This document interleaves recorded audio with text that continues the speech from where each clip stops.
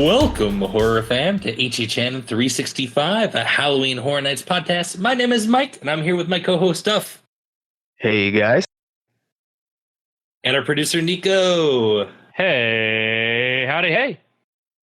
As always, you can find us on Twitter and Instagram at HHN365, and you can leave us a voicemail at 407-906-3405. On today's show, we will review Halloween 3 Season of the Witch on the heels of it being anticipated as a house at Hollywood. But before we get to that, Duff, we actually have some rumors and news to talk about that kind of lines up with what we're going to be doing today. Yeah, and I promise we didn't plan it this way. It just kind of worked out for us. And that's that HHN Rumors tweeted out that Halloween 3 would likely replace Creepshow if there was an alternate spec map. Now, this is something that had kind of been floating around, but no one had really tweeted it out as a rumor. And it sounds like it's possible that we could get Halloween 3 Season of the Witch at both Hollywood and Orlando, which I think most people would be excited for, except Niko. We'll find out. We'll find out. We'll get to that. Well, I didn't mean about the movie. I just know you wanted Creepshow. What? It No? depends. I thought We you need to would. watch Creep. We do need to. I found out that Leslie Nielsen is in Creepshow, so I need to watch that now. Yeah, we'll do Creepshow next. Yeah, it'll happen. That'll be But yeah, so it sounds like there is some, maybe a little bit to this rumor that Halloween 3 could hop in Shrek Theater instead of Creepshow, potentially just because there was the fanfare for it going to Hollywood, and they're like, hey, why don't we do that here too? That's possible. Who knows? But I'd like it. It'd be cool. I kind of think since I'm probably doing the Hollywood event, I'd rather have Creepshow just so I could have different houses. Yeah, but that's I think overall Halloween 3 would be a good fit in the Shrek Theater. So wouldn't be mad. Yeah, it kind of has a same kind of vibe of Killer Clowns that was in there the last time we had the event. So I think it fits in the Shrek Theater if it ends up happening. Yeah, it could definitely work. All right, on to the main segment. We actually just literally finished watching Halloween 3 Season of the Witch. We forced Niko to watch it. We'll get to talking about it a little bit in depth, but I just want to get your overall thoughts. Just Niko, what did you think? It was all right. It was all right. It held my attention.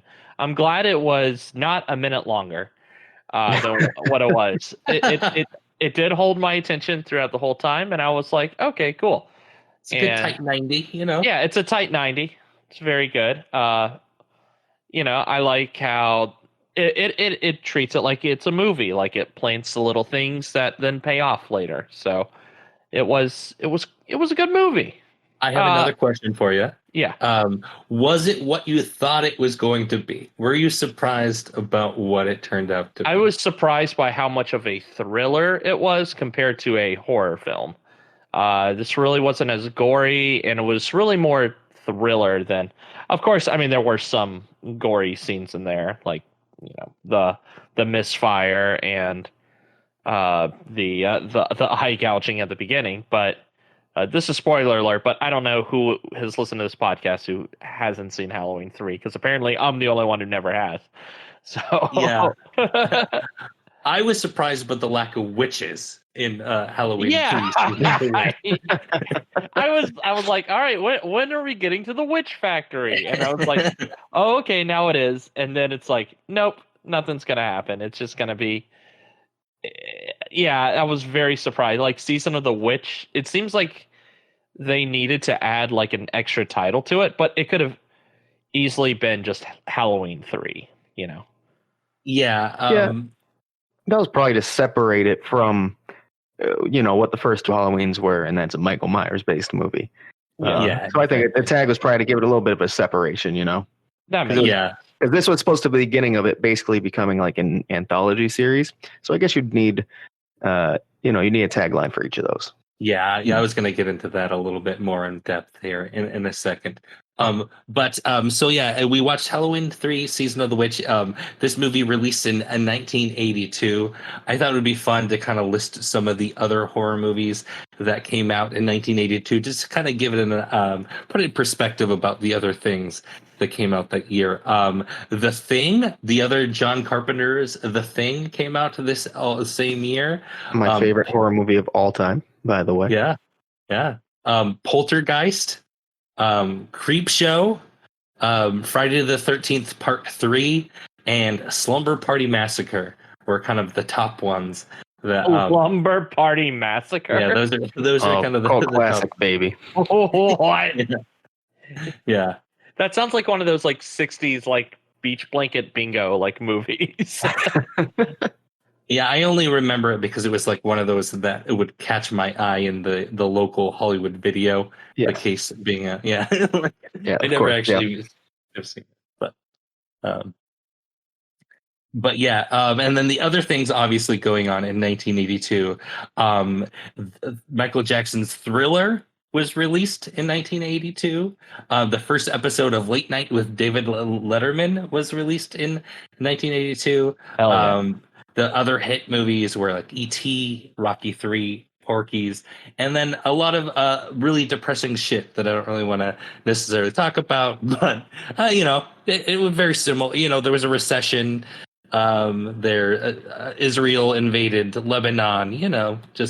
It feels very similar to a lot of the stuff that's going on. You better mention Epcot Center before Niko gets angry. Yeah, 1980, the debut of Epcot Center. The 21st century began this year on October 1st, 1982. Yes. I wanted to talk a little bit about the backstory. Obviously Halloween and Halloween 2 were like huge hits, and John Carpenter and his other producer Deborah Hill were approached about doing a sequel, and they were hesitant about doing a sequel, but they were okay with potentially doing one as long as it didn't have anything to do with Michael Myers, because Michael Myers obviously died at the end of Halloween 2, and they really wanted to keep that continuity up. So they were okay with doing Halloween as long as it was like basically had nothing to do with Halloween and Halloween 2. They were okay with the sequel, but as long as Michael Myers is dead.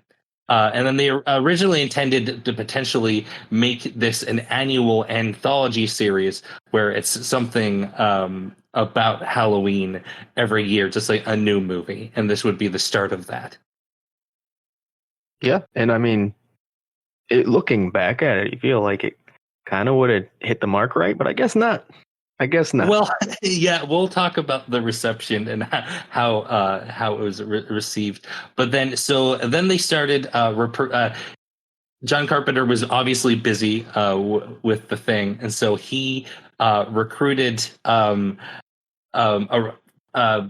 British television writer who was actually from the Isle of Man, but he wrote for British television. Nigel Neal. He was recruited to write the original screenplay, and so he wrote this screenplay, and he submitted it to the producers, and then they decided to make it a lot gorier and like violent, and add a bunch of sex and stuff that he didn't want anything to do with. So he actually fought hard to get his name off the script, and they rewrote it a lot. And then this is what we ended up getting. But yeah, from what I can gather, the director, Tommy Lee Wallace, said that he thinks about 60% of the original script stayed in, and then all the rest is rewrites by himself and John Carpenter. They kind of turn it into what it was. It does kind of come off as a slightly Frankenstein movie. Yeah, it does kind of feel like there was definitely like an underlying story that was supposed to be told, and then a bunch of crazy shit that was just kind of thrown in there. Yeah, pretty much. It's like, Jurassic Park 3. I think that's a great analogy. It just feels like a fucking mess. That it was. Yeah, this Nigel Neal guy. He was kind of like he wrote a very famous British television show that was kind of similar to like the Twilight Zone of British television, from what I can gather. So it kind of felt like a Twilight Zone episode. That's kind of I feel like he kind of wrote like a this movie to kind of similar to what he was used to writing. Mm-hmm. Yeah, and I think just looking at the actual plot itself, it kind of nails it. Yeah. And then so that's kind of all the backstory. Do we want to talk about how it was received? Go for it. Well, it came out and it was not received well. It was, You think people are upset there was no Michael Myers? yeah, I think they're upset, just about as upset as I think the people who show up to Halloween Horror Nights are going to be upset that there was no Michael Myers in the Shrek Theater house. I think it's a little bit of a bait and switch. Yeah, I think it says a lot that this was the only attempt at the whole anthology series, and they went right back to Michael Myers after.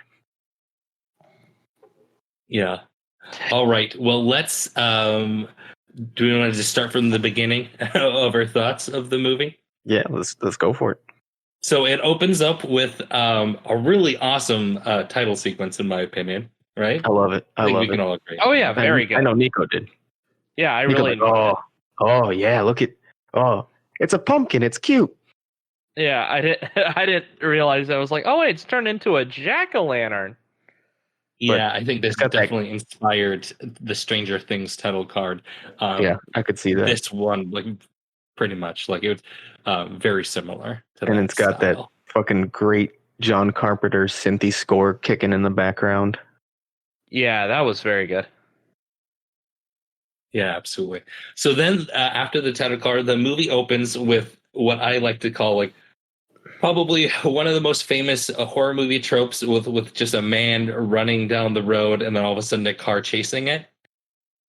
And then he hides for a while, and he is then chased down by a man wearing a very baggy suit that doesn't fit him too well.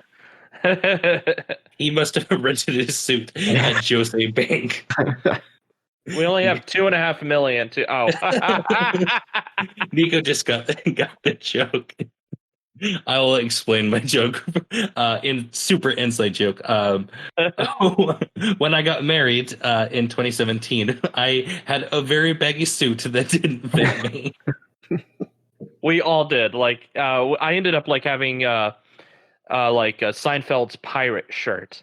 That's what I ended up having, like the fluffy shirt. Yeah. Yes. And my nephew had like a vest that was like way too small for him. Oh, it was a poor buddy. This podcast, we are not standing Joseph A. Banks. So yes, but please don't sue us. I'm sure this was just one experience. I'm sure if you go to others, you will get suits that fit you if you try to rent them for your wedding. I still have if they try to put a lawsuit on us. Just one review of one experience. Yeah. But if you would like to reach back and give me my money back, that would be cool too. Happened in 2017. All right. Moving on. Was it just me? I wrote here that the guy who kind of looked like Review Bra. Yeah, I'll know who Review Bra is. I have no idea what that is. No. He's a fast food reviewer. He's a very famous YouTuber who reviews fast food. Gotcha. You've probably seen the meme that says, "My disappointment is immeasurable and my day is ruined." Yeah. You see the pasty kid in the shirt that says that? I can't picture it, but He also wears a very baggy suit that doesn't fit him. Exactly. He probably went to Joseph A. Bank as well. He probably did. maybe this is his inspiration. Yeah. Maybe he's just cosplaying as. Should we spoiler alert this? Let's tag it with spoiler. We're For going a to be movie talking from '82. I mean, obviously, we're going to talk about the spoilers and what we think potentially could be in the houses. So we're going to talk about key plot points. Okay. Yeah. Yes. If you don't want a 30-plus-year-old movie or almost 40-year-old movie, Jesus Christ, spoiled. Yeah, turn it off. Yeah, you probably have already done it. But yeah. Does anyone else have anything to talk about with the first couple of scenes? Just I thought it was a good way to open the movie, and like that, it kind of sets up that this isn't going to be the highest production you've ever seen, but it kind of sets it up for like, oh, who are these people? Are they the government? Are they some sort of other being? So it does leave a mystery there. So it does go ahead and plant those seeds, and you do see that they are like strong and like. They don't and he doesn't scream when he's crushed by the car between there. So like you're like, okay, well that's weird. Why didn't he scream? Did he just not have enough time? Because how the car hits him looked like someone would react by screaming or making a noise. Instead, the guy kind of just flops over. Yeah, for sure. Someone would also react by not dying by a car moving 2 miles an hour, but Yeah, and barely getting squished between two cars in the shoulders. Like, I can understand, like, if it was, like, trapping his gut in there, but I don't know. One thing that bothered me is why he, like, desperately held on to the mask. Like, if these things are all over the place, why couldn't he just find another one? Why he had to hold on to that particular one? Had, like, some sort of sentimental value to him or something? No, he, I was confused by why he desperately needed to bring the evidence of the mask when they were littered across the town. Well, Tommy Lee Wallace thought it was a good idea for him to hold on to it, so. Yeah, well, I think he needed to have Chekhov's gun, right, exactly. From the very beginning. Yeah, but then moving on, he breaks into a poor man's gas station and literally stirs the bejesus out of him. I'm not sure what's going on in this scene. Did he just run really, really far and he was just out of breath? Or is he like dying? Did he also get hit by the car? I don't think they really tell you. But then why is he in the hospital? If he's just tired, why is he in the hospital? Like, yeah, exactly. Right? I'm not quite sure. Did he have give himself like some sort of heart attack from just running in the street and getting wet? Did he just have like what your mom always says, like you'll catch a terrible cold in and of the hospital if you jog in the rain? Very well could be. Yeah. Because he should have listened. Yeah, it's I mean, it sets up everything you need to know, and I like how much it plants right off the bat, but it's not a great opening scene in my opinion overall. And it has some of the worst acting in the entire movie to like start it off. It's like that's not how you want to start a movie. Right. But it allows us to meet our hero, and that is that what he is? A hero? Our Dr. Alcoholic Grabby Hands. Consensual grabbing hands. I mean, that was that was 100% sexual harassment. Oh yeah, I mean Nurse Agnes definitely. Yeah, Nurse Agnes. But that implies that there's a previous relate. I don't know. There's been a lot for this. I don't know. Yeah. Did anyone catch his name? Because to be honest, I did not catch his name. Daniel Chalice. Dr. Chalice. Dr. Chalice. Dr. Chalice. He gets the patient of the man running with the mask, and he is immediately very confused by why this man is holding a mask for dear life, and says something to the effect of like they're gonna kill us all or something like that. Yeah, exactly.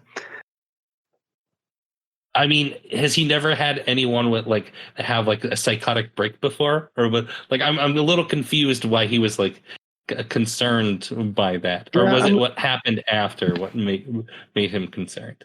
I mean, he was concerned before. I don't know if concerned. He was very confused. It seemed. We'll put it that way. Yeah, but definitely confused by the situation. He fell asleep into that part of med school when they talked about psychotic disorders. Maybe He it's can just giving him the fall benefit of the asleep. doubt, you know. Yeah, right. The Yeah. man's very sleepy. It could have been like He's a sleepy man. Yeah, could have he been like, sleeps a lot. Martin Lawrence. He just had exhaustion and he was just saying crazy things. Yeah, I mean, yeah, he was running in the rain. All right, let's move on. So then the another man in a baggy suit comes in, and he acts like he's about to punch the guy, and then he changes it up real quick and does an eye gouge. Oh, Niko loved this move. Oh, Yeah. What was it? What was Nico's? Can you reenact the noise you made, Nico? I was like, oh. Yeah, Nico was making that noise a lot. Yeah, just a couple times during this film. Like, oh, this was probably the goriest part of the film. Yeah, this is probably what made Nigel sue to try to get his name off the script. I Yeah. will say there was no blood to it or anything though, so it was a little lenient. Yeah. Yeah. I mean, it definitely didn't get an R rating because of the blood. We'll talk about that a little bit later. Well, yeah, I one thing I had to say is I feel like a typical 80s horror movie, I feel like some of the blood and sex was just kind of thrown in there. Oh yeah, of course. Like, did you catch like the naked lady in the gas station? They're just like, Yep, oh, let's just on the poster. a close it, like, like what would be in this gas station? Oh, let's just put up a naked lady poster like that. That's what old men have in their gas stations. Men with giant gins have in their gas station. That's what the villain from Lazy Town has in his gas station. Should we keep going, or do we want to go scene by scene, or should we hop to the next scene? Just hop to important stuff. Yeah. Yeah. All right. So after the guy, next favorite scene. we come up to the bar. I mean, the bar scene's not really like that important because like he goes and he meets like the coroner who he also has some sort of relationship with. Yeah. I wanted to comment on how creepy he was to the daughter almost immediately. He's a sleazeball. Yeah, she walks in the room and is like IDing her dead father, and he's just like giving him the F me eyes like immediately. It was pretty creepy. Yeah, yeah, that was a bit of a weird scene from her.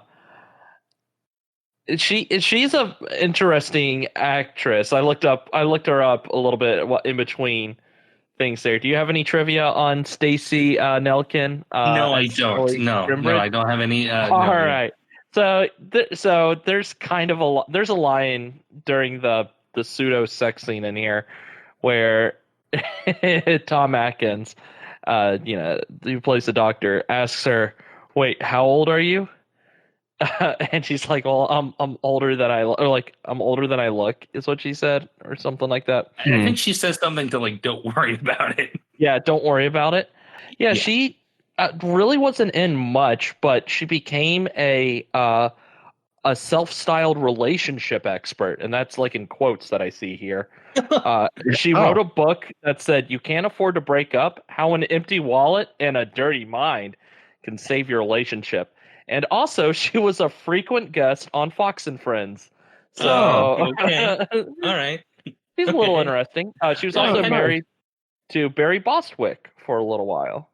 I have to say that that she was probably my favorite character of the film. She had a little bit of a character development based other than some of the others who don't. I think they at least tried to give her a little bit of like something to work with. Well, they didn't try very hard. No, they didn't. But she was a good actress. I think she brought something to the table, in my opinion. Yeah, no, she had a good performance. She ended up also acting in another film with Tom Atkins that came out last year. What? A little short. It was a short film called Polybius, which is a short about a urban legend arcade cabinet that appeared in Seattle. Like, Does no one? Okay, never mind. No. No. This is some sort of pop culture thing that is whooshed over my head. Yeah, so Polybius is a there's like an urban legend about this arcade machine that was apparently installed by like the CIA, and it was a game similar to Tempest, where it was supposed to be like mind control. It was supposed to be a mind control test. But a lot of digging has been done and realized that this is just a hoax that someone made in 1998.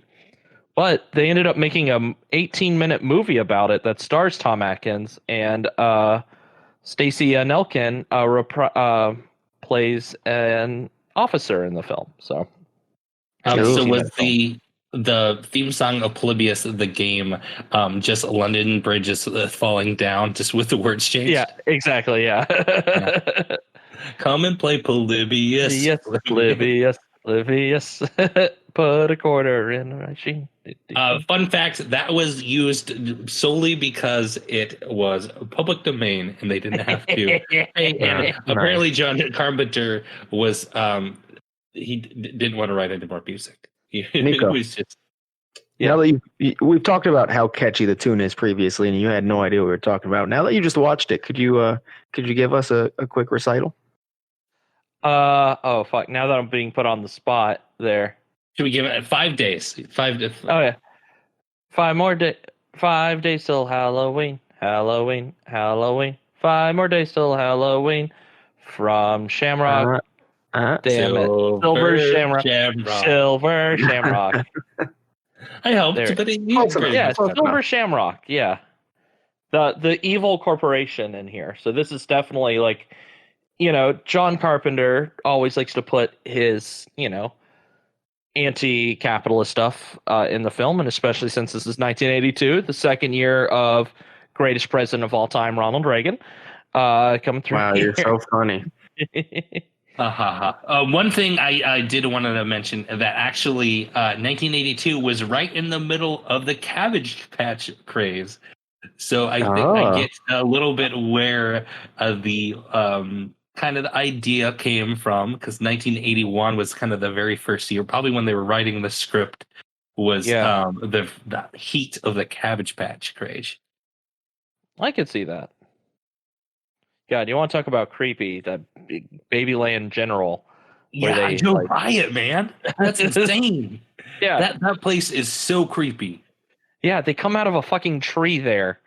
Like, that's how they're born. Like, they're not born in a patch. They're born out of a tree.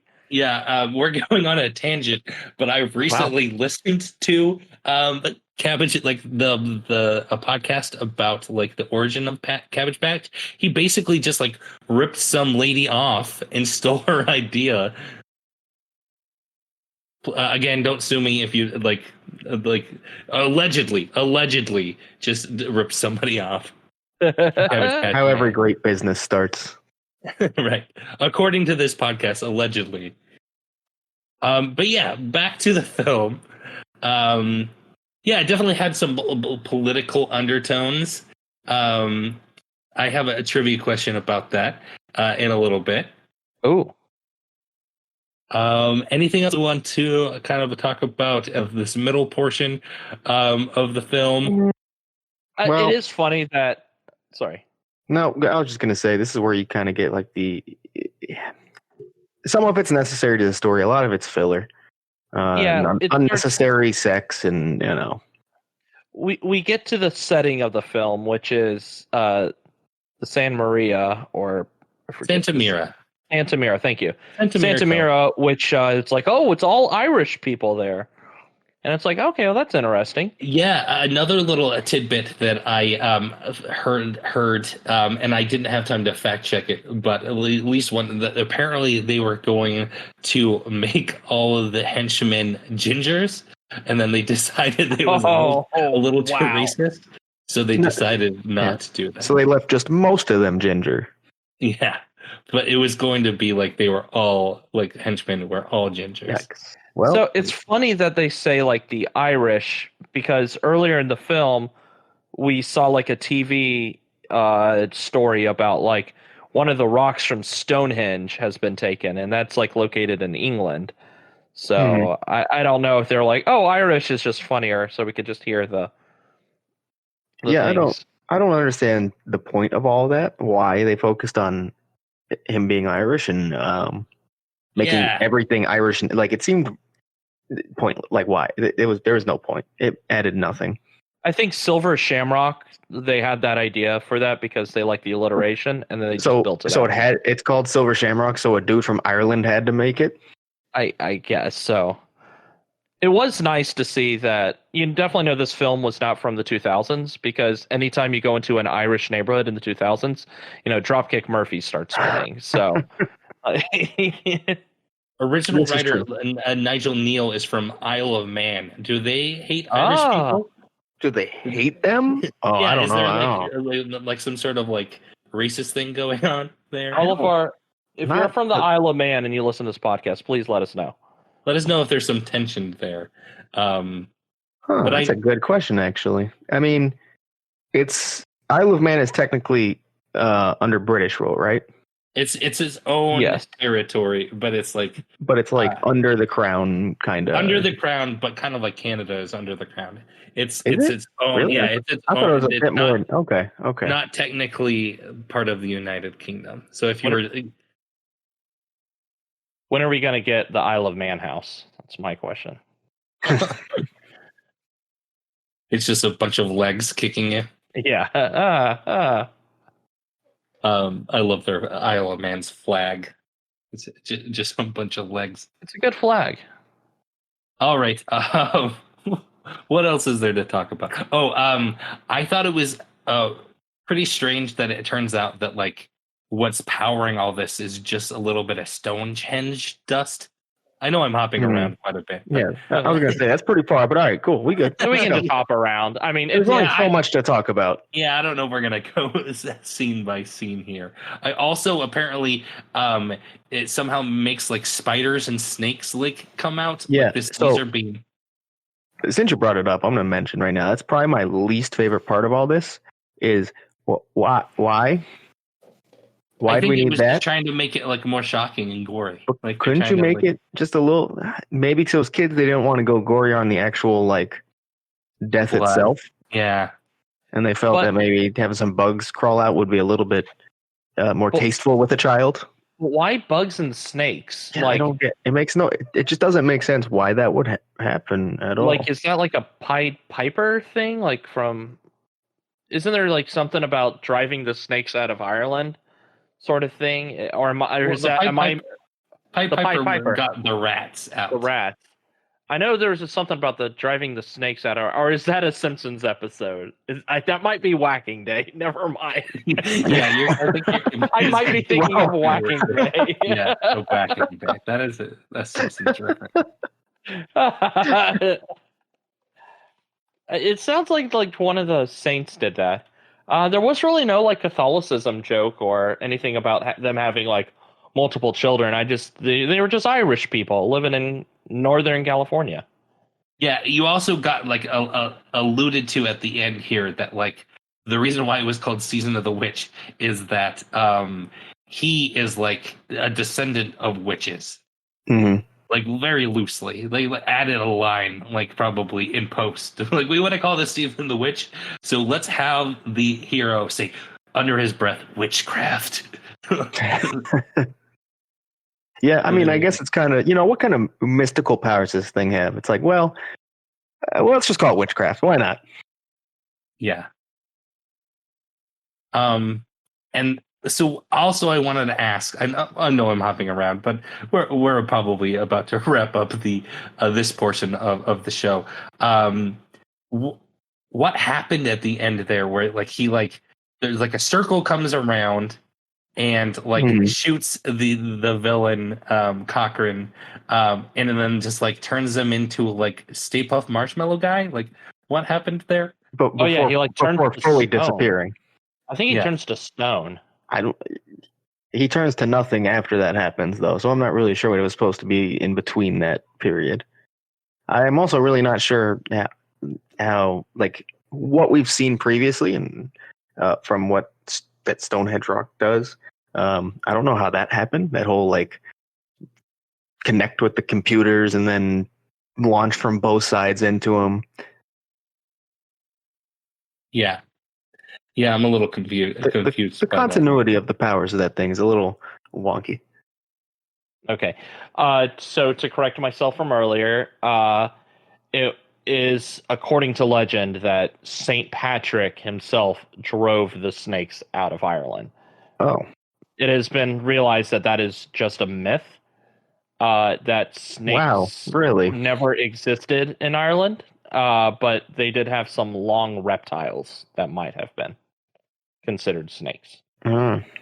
So, but the pagans like the snakes and stuff, so I guess that kind of is why the snakes and the bugs come out of it, because they're just seen as creepy. I don't know. There's not really a good explanation why. And I was waiting for that the whole time. Like, oh, are they controlled by bugs? Because like there's a Star Trek episode where of Next Generation, like they're controlled by parasites, and it's the parasites that want to like get in. So I thought like, oh, maybe they want to be like parasites and try to spread their seed around, but it looks like it was just nothing. Yeah, I'm sure there's some reason that just makes no sense and there's no context given for, but it's probably out there. Yeah. Does anyone have any more thoughts or anecdotes about the actual movie before we move on? I thought it was. I do like the idea of them trying to do the big giveaway, to like do their master plan, which was to play the subliminal message that we kind of saw at the beginning of the movie, to kill all the children that are wearing the masks, which is very, very creepy to do that. To see that, I thought that's like a neat idea. Kind of like playing on the fact that we're all brainwashed by television, because there was only 3 channels back then. Yeah. I could definitely tell there was like some heavy-handed message there, like TV bad. Yeah, and I also like kind of the open-ended ending where you kind of like you don't know if he actually got it off the air of the 3rd channel. I believe there's actually kind of controversy. I think it's come out that the intention was that you assume that millions of kids just died. But I do know Tom Atkins came out at some point at some con, maybe he's done it multiple times, and said like, "Oh no, I swear it worked. Everyone's fine." Yeah, he's like, but "Oh no, he definitely got it off." Like, yeah. He's the only one who's ever said that's the case, as far as I know. So, I think we're supposed to assume the kids died. Well, yeah, Tom Atkins didn't have anything to do with writing the film. Exactly. So, as someone who is going to these cons as like the protagonist hero, obviously he's going to say that, oh yeah, obviously the hero saved the day. Like, obviously my character this is saved the day. Like, I do want the character he's playing.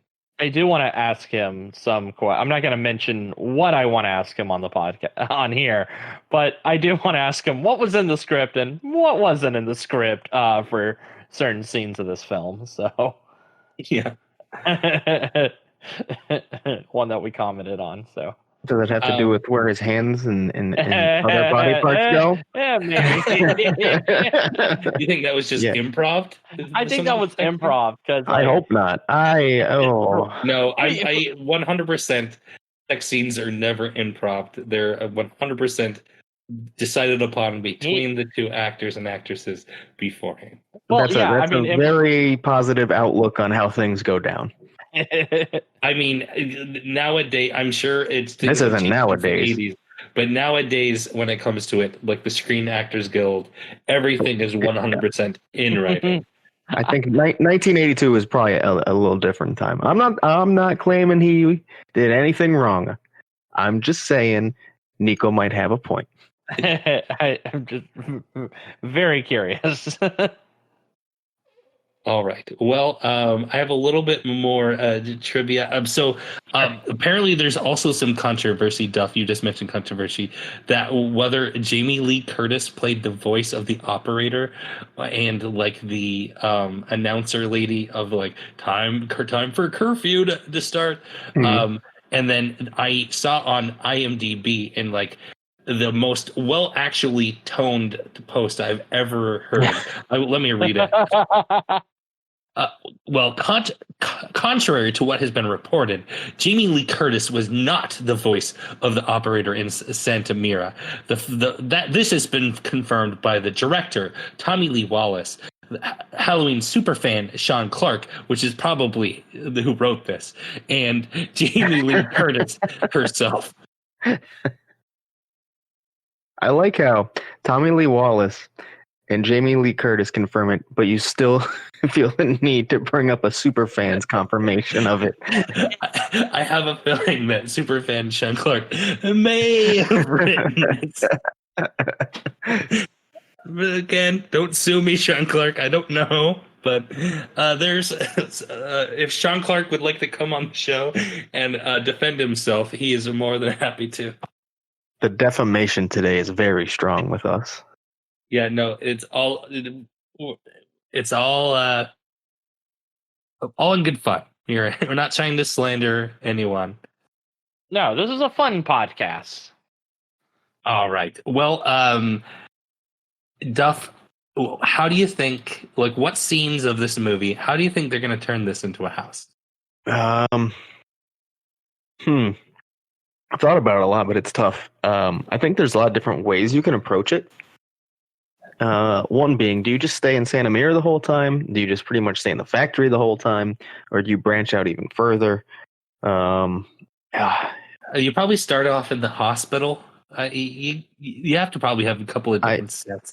Like, they like to kind of put things and give like some different sets and scenes and make things pretty when it comes to IPs. So I think they're probably going to give some different sets here. I will say, I think Hollywood and Orlando could definitely approach this very differently. As Hollywood typically does go kind of by the story, and they like to follow the story a lot. Orlando takes more liberties with it, and I think with this movie specifically, that could change a lot of what you will see in the house. Yeah. I think we're kind of mainly talking about Hollywood since we know what's going there. Right. It's not announced, but it's confirmed. We see Silver Shamrock Factory in multiple locations on that in that house location. So, but yeah, I think they'll probably pretty much follow the story, and I think you saying they'd start in the hospital is probably a pretty good shout. Yeah, let me rephrase my question. What scenes do you think will be in the house, and what scenes will be replaced just by black walls? Go ahead. Oh man, they're gonna hate us for that. We just had to make a Black Walls joke. What scenes would be in the house? I think the hospital is a good shout again. Man, after that, I mean, you're gonna see the motel, right? Yeah, you think you'll see the gas station. Yeah, and you're obviously gonna get to the factory. Yeah, of course. Well, yeah, we've seen that. That's gonna probably take. I'd say the factory will be most of what you see. Now, are you gonna get like some like outside like trick or treating type Halloween day type scares with the kids in the masks? Because I think, but then chronologically, you'd have to basically bounce from factory and either close at trick or treating or bounce back and forth. Yeah. And I don't know if that's going to be a good way to lay it out. I'm trying to think of what type of characters you can have in there, and you got like the henchmen. Yeah, I mean those are the got to be a majority, right? Antagonists, but I think you could also have some of the kids in the masks as well if you do it strategically. I just don't know how they'd fit. How you kind of bounce back between that. Yeah, I don't know. It'll be interesting. I mean, you're going to have to see someone wearing the masks, right? It's going to have to happen. I don't know how, unless it literally ends with like, having the kids in the mask being dead. So like you get like a room or two of that kind of happening. Yeah, like the last couple of scenes is like Halloween night, and you get some your kids wearing the masks and stuff. Yeah, it's just definitely going to sell a lot of merch. Oh yeah, yeah. Like I think so. The silver shamrock like little button, like people are gonna they're gonna sell that like as a medallion. Oh, the masks themselves, and the masks themselves, which look cool. Yeah. I did like the masks that were in the film for that. Yeah, You know, I have a trivia question about them coming up shortly. Oh, About the masks themselves. Yeah, I mean, I think you're kind of limited in where you can go. I mean, because the hospital is one, gas station two, and then just Santa Mira in general. Yeah. So I mean, Yeah, there's, you really don't have a ton of sets in this film. no. It just depends how much of Santa Mira you use. Because you could go to the motel. They go down the streets sometimes. Yeah. They can even focus on the gas station in Santa Mira rather than the motel at some point. So I mean, you can. I just don't see them spending that much time outside of the factory. Right. If you go down the streets of Santa Mira, that could be a potential time to throw some kids in the masks. Yeah. I mean, it wouldn't actually fit to the story, but yeah. It would not, but you could see it. All right. Well, are we ready to move on? Do we have anything else to add about how Halloween 3 will be utilized in the rumored house at Hollywood and now rumored house of Orlando? I'm ready for that trivia, baby. Yeah, I think that's it. I will say before we go to that and skip over the HHM part completely, there has been people who think Halloween 3 would not be a good option for horror nights because there's no Michael Myers. And I think you even alluded to earlier how there's probably going to be people disappointed they go into a Halloween house not knowing Season of the Witch does not actually have Michael Myers. That probably will happen for people who aren't aware of what the movie is. No, I will for say, sure. there are people they're going a little too far there. It's without without Michael Myers, it's completely pointless. I don't think that's the case. I mean, there's a lot of properties they use that general public's not going to know regardless, and they could still go in and enjoy the house. I don't think it's suddenly like a property that means nothing. And you might get the few that are like, oh damn, there was no Michael Myers. That's crazy. I thought that said Halloween. Yeah. Sure, but I don't know. I think it could work really well as a house, and I think at the end of the day, if it's a fun house to the general public, they don't care at all. I think it serves the purpose of at least just having Halloween on the bill. Like you're looking at some of what's the lineup of HHN this year? If you're kind of a casual, you see Halloween, you're like, oh, great. And as long as you have some others on, Haunting of Hill House, Beetlejuice. Oh, this is a great lineup. You might potentially be a little bit disappointed, but at that point, you're having a fun time at the event. You're not going to care too much that there was no Michael Myers, right? Well, Yeah. that also leads into one last thing. Do you not name it Halloween 3? Do you just call it Season of the Witch potentially? I even saw a couple of people suggest calling it Season of the Witch Halloween 3 to kind of put the focus on Season of the Witch. If you call it Season of the Witch, then people are going to think it's that weird, terrible Nicolas Cage movie. Oh, shit. Which one? Yuck, yuck, yuck. Yeah. Can we get a Bad Lieutenant house? I'll be honest, I forgot that existed. So, yeah. I just want the bluegrass soul dancing scene. That's all I want. All right, so I'll lean towards that idea of Season of the Witch, Halloween 3, and just kind of swapping the two to put the focus on Season of the Witch. Season of the Witch really big, and then just like maybe put Halloween 3 there. Yeah. Who knows if they're actually allowed to do that? But no, yeah. I think you're going to see Halloween 3, Season of the Witch, pretty prominent. I think reason why they put IPs there is to sell tickets. It's no secret that they're trying to have IPs there to get people there. And, I don't think it's not bait and switching if you're advertising Halloween 3 Season of the Witch and you provide Halloween Season of the Witch. Will a lot of people think it has Michael Myers? Sure. But, that's it's your job to be an informed consumer as well. Yeah. They're tourists. What do they know? There is one more point to the house discussion as well, and that's that people are saying, well, what if they just kind of sneak Michael Myers in there and fuck the movie itself, throw him in. People will like it. How would that work? They play on the televisions. They switch back and forth between the Silver Shamrock commercial and Halloween, which is playing Oh, so he like constantly throughout the reaches, movie. maybe like Michael Myers like reaches out of the TV like at one point. Yeah, and that'd be cool. does it scare? I mean, technically, it's not wrong. I guess No, if they did no. have. I mean, if that he sort of reached out of the thing. TV, though, I think if you're going to do any kind of Michael Myers cameo, keep it to the commercial. For me, that's what I would prefer. I know Just like there are having people who that have straight play. up said, like, I wouldn't be happy with a Halloween house that doesn't have Michael Myers, regardless of the fact that Michael Myers made no actual appearance in the movie. So, just throwing that part out there that people are speculating potentially they do try to throw in Michael Myers a bit to make some cameos. To be seen. I'd say I hope they don't, and just stick true to the movie. Fuck Michael Myers.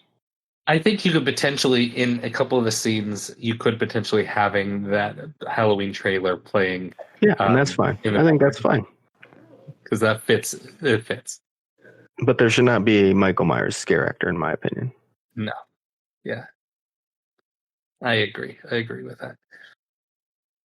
Well, I also prepared a little trivia game for Niko because we like to play trivia games here. All about kind of questions. They're not all. I will full disclosure. They're not all about Halloween 3 Season of the Witch, but they have some sort of tie, and you'll see what I mean when I get to it. I prepared about 9 or 10 questions. They're mostly for Niko, but Duff, you can just because I thought you would. Duff might have Googled and researched a little bit more. I told Niko to specifically not to. But you can chime in too if you'd like, Duff. But this is come on, I'm me. I don't do research. I'll have a phone a friend just in case. All right. So the first question is, what was the Rotten Tomato score of Halloween 3 Season of the Witch as of yesterday when I checked? Based on 27 reviews, and I'd like to, if possible, give a guess for the critic and audience score. Okay. And I'll let you both give. Thank you. Okay, I'm gonna go ahead and say critic score 22%, and audience score I'm gonna say a solid 65%. Oh, okay. All right. I was going to do the opposite of you. I feel like critics would probably think it's a fine enough horror movie, and that the audiences are probably more disappointed. So I'm going to say maybe like a 50%. Okay, 50%, maybe even a little higher for critics. And the audience score, I want to say something really low, like 15%. All right. Well, Duff, I think you're a little bit closer to the truth. The critic score was 41%.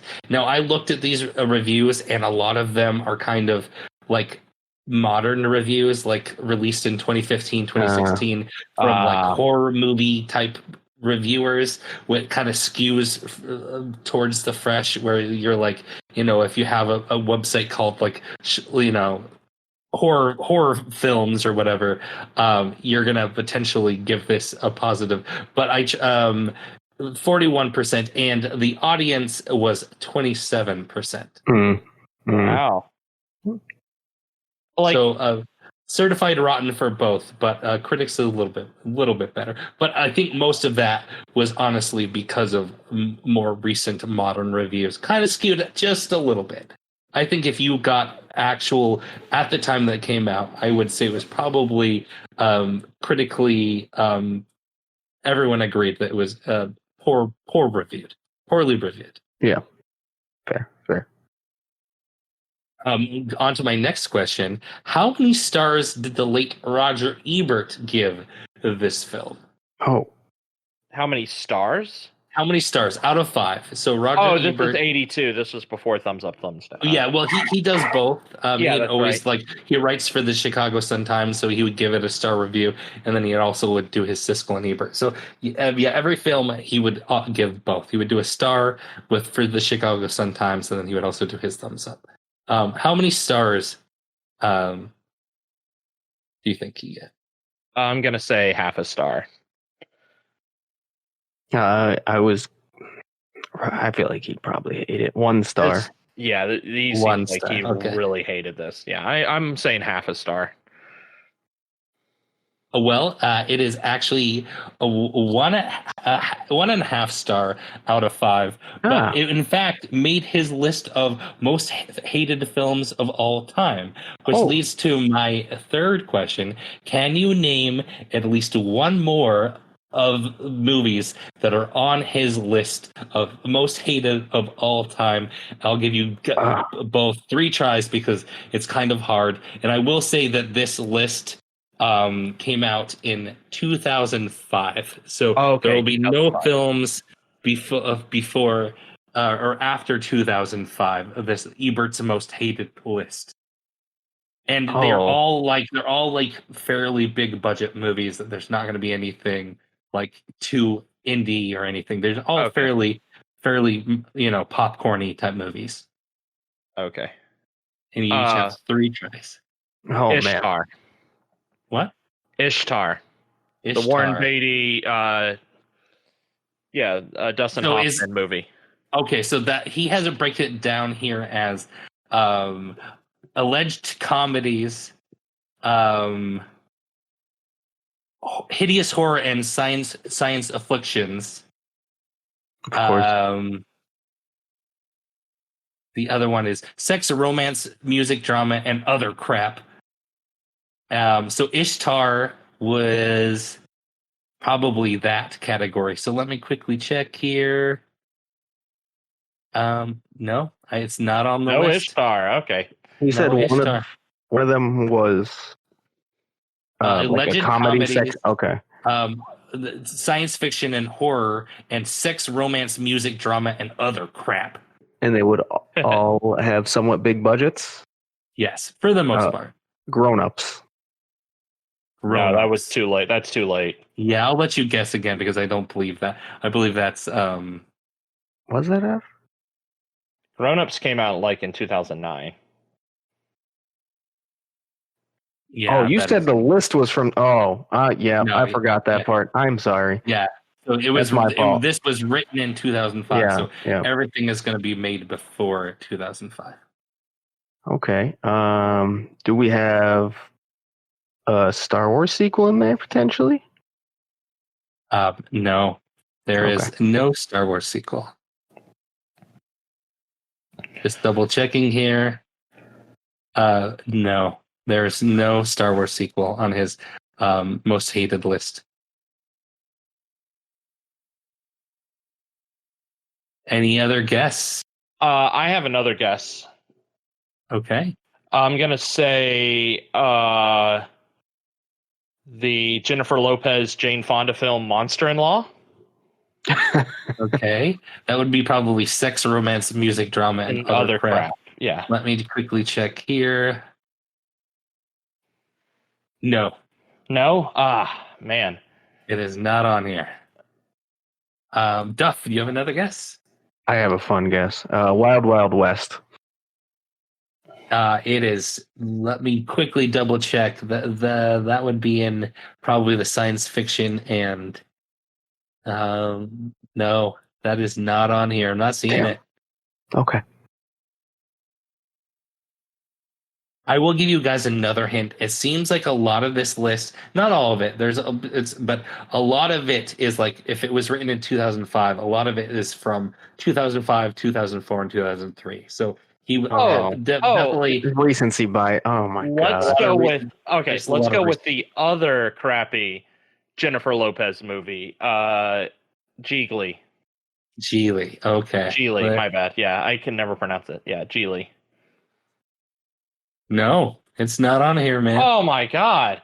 No. I'm like thinking of like worst films of all time just going through here.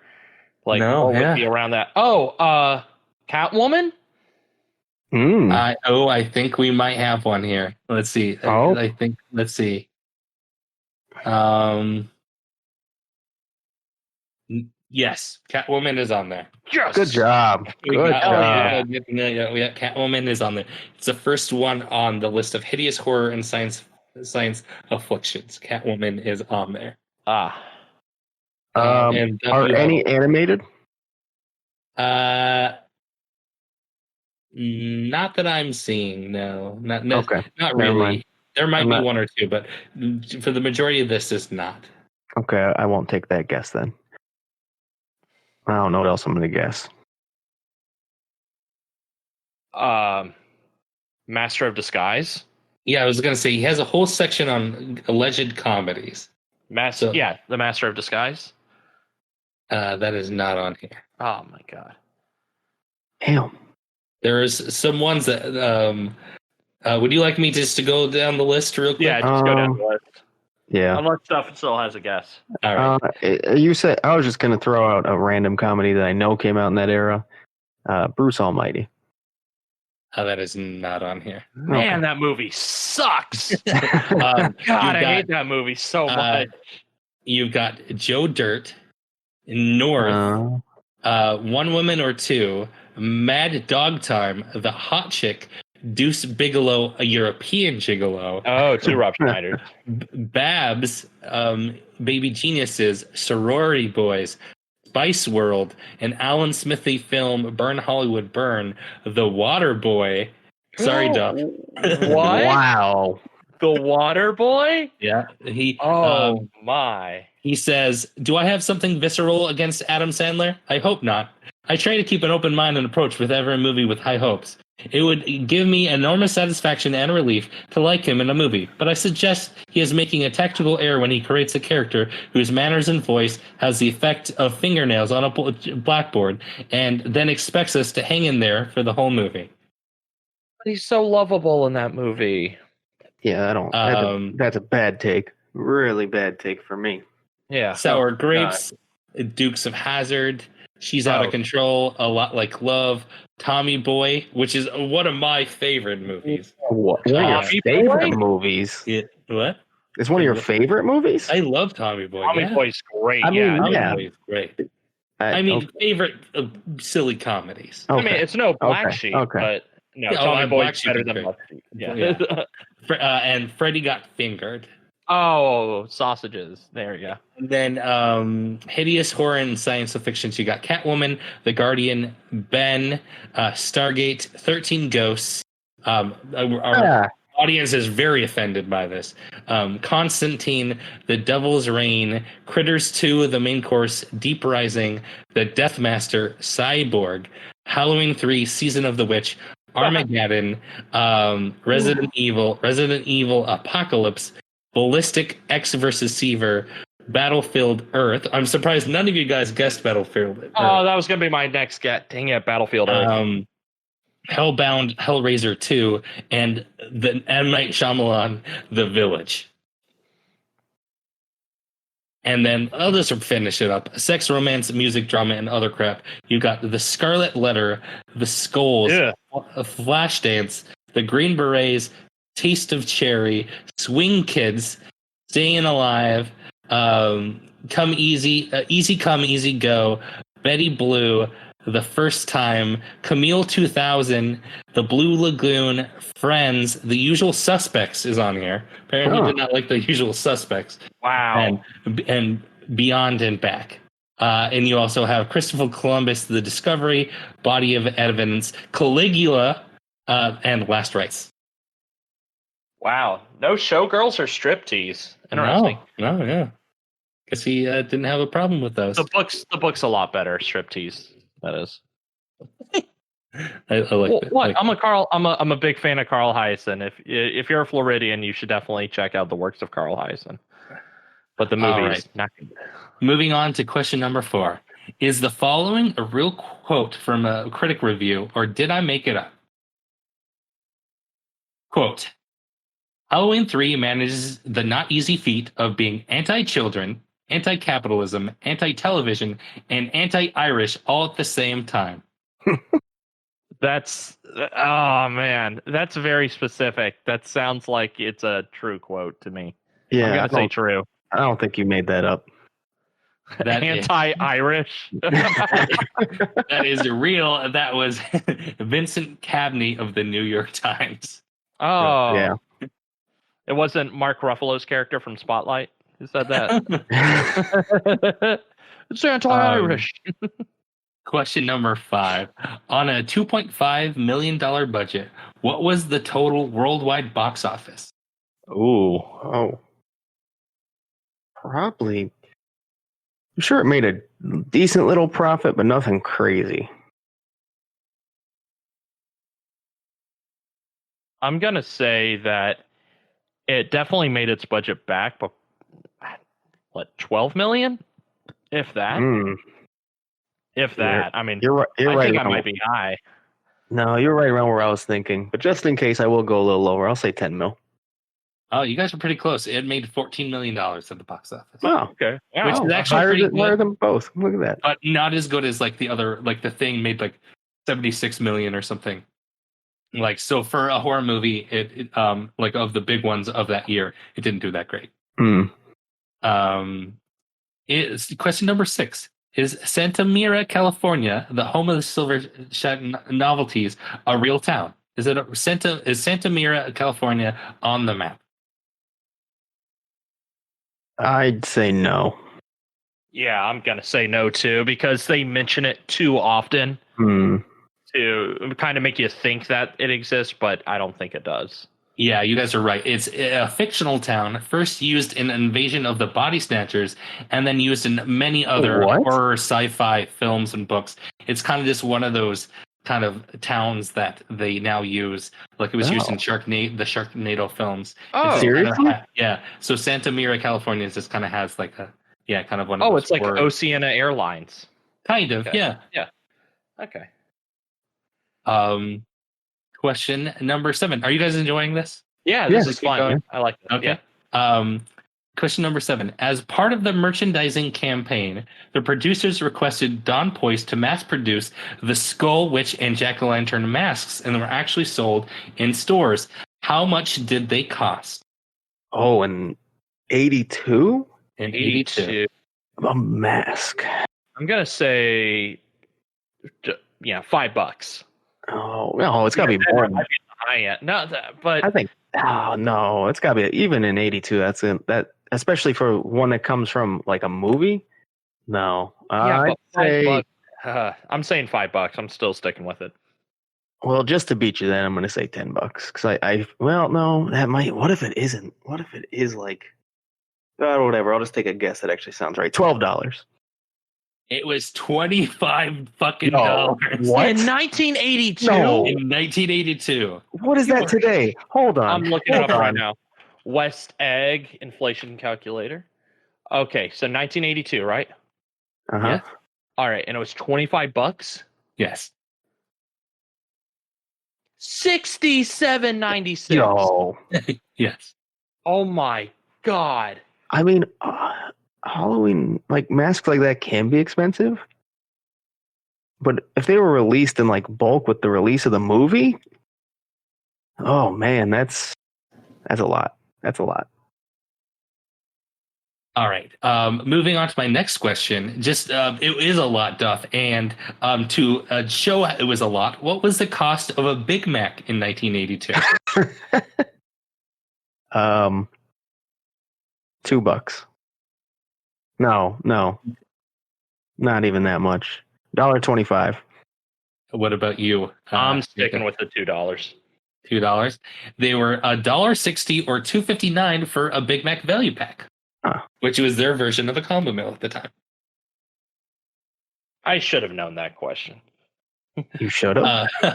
Question number 9. What did they use? What material did they use to make the weird yellow slime that came out of the robots? Well, I think I said it while we were watching, and I thought it looked like pudding.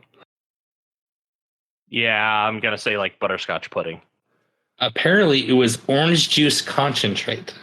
What? Oh, I can Yeah. see that. I can kind of see that now. Shit. Yeah. Okay, yeah, like the frozen stuff you get in the can. Okay, I can definitely see that. That's All probably right. the easiest to put in their mouth too. And Mm. So my last question: this movie is all about the most popular Halloween costume of that year.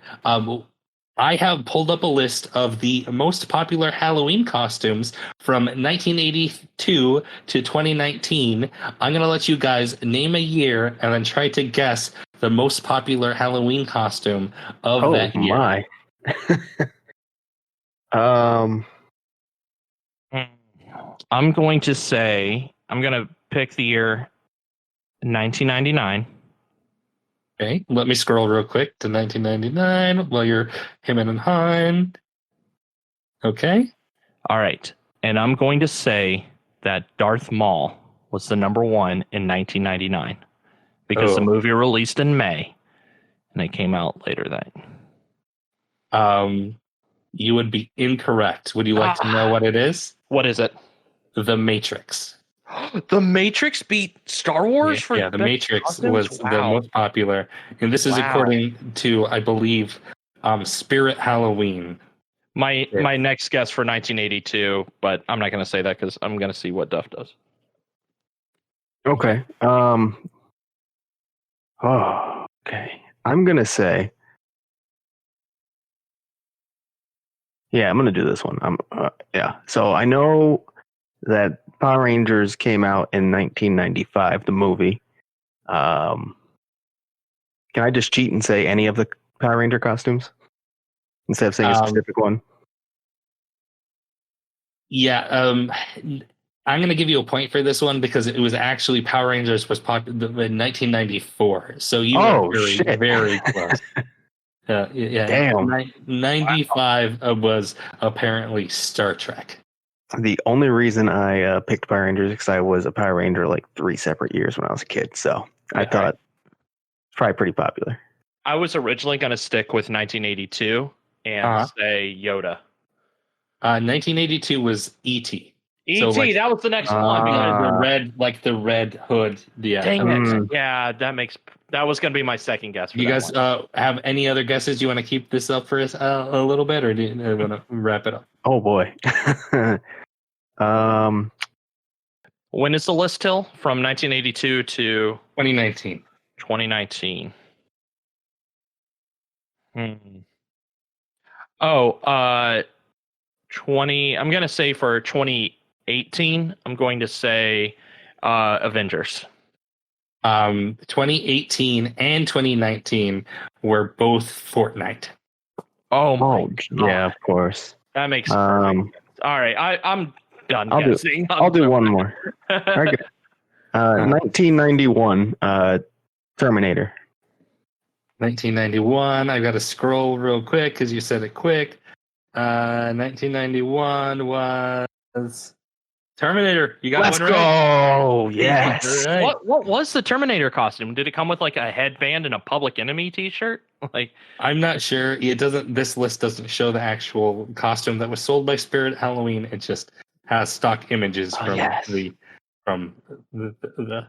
I knew T2 would be big enough to get that. I knew it. Alrighty. Well, that wraps up the game. Do you guys have anything else to add about Halloween 3 Season of the Witch before we go ahead and wrap up? Yeah, I think it's a fine movie. It's not the absolute worst in the series, like some say, but it's definitely not my favorite in the Halloween series either. But it's a fine entry, and I enjoyed enough. I would much rather watch this Halloween movie again than any of the Rob Zombie ones, which I've seen. Yeah. I think this will be a fun, if it turns up to the event, I think it'll be fun, in a way that like Killer Clowns was fun. I don't think it's going to be at top of anyone's list, but I think it's going to be a lot of fun. It's going to be kind of the comic relief house, you know. And I think it'll be fun.